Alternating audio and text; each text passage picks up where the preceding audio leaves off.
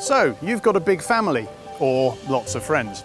Either way, you're looking for a car with 7 seats, so you're probably considering a big SUV.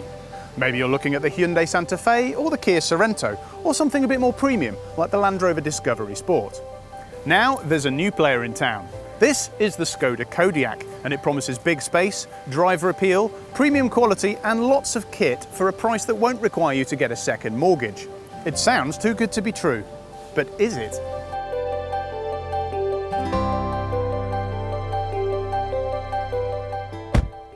When you're sitting inside the Kodiaq, you could be forgiven for thinking you're in a much more expensive car. The interior is really solid, with great material quality and plenty of nifty toys.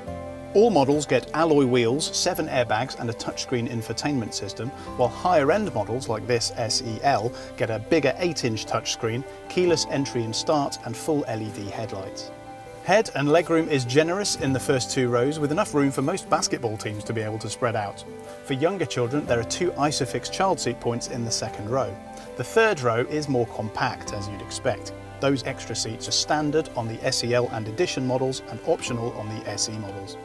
The third row seats fold flat to the floor to give you really good amounts of room in the boot, and the second row moves and folds in several different configurations too, which means you get tons of space with your Kodiaq in 2-seat mode.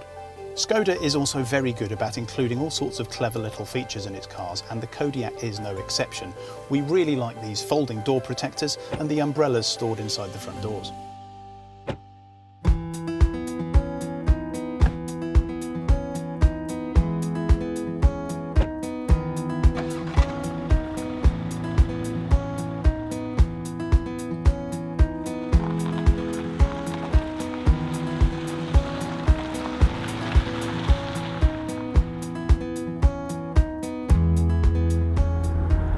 Most SUVs are set up to give you a nice, soft, comfortable ride, and that's fine, but it can sometimes lead to soggy handling. The Kodiaq, however, strikes a really good balance. Skoda offers a clever adaptive suspension setup called dynamic chassis control, but even without that, the Kodiaq soaks up your everyday lumps and bumps really nicely while keeping everything stable through the corners.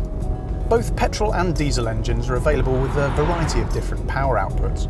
The 1.4 petrol is impressively smooth and quiet, but even in its more powerful guise, it doesn't quite have the pulling power that you need for a car like this, and it lacks a bit of grunt in the mid-range.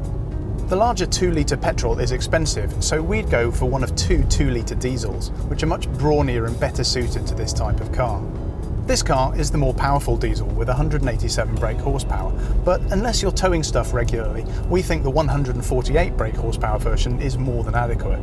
The higher-end Kodiaqs are available with 4-wheel drive, but again, unless you're lugging a caravan around, we think the 2-wheel drive is more than sufficient. If you want to know more about the Skoda Kodiaq, you can read our full written review at autotrader.co.uk or by clicking this link just here.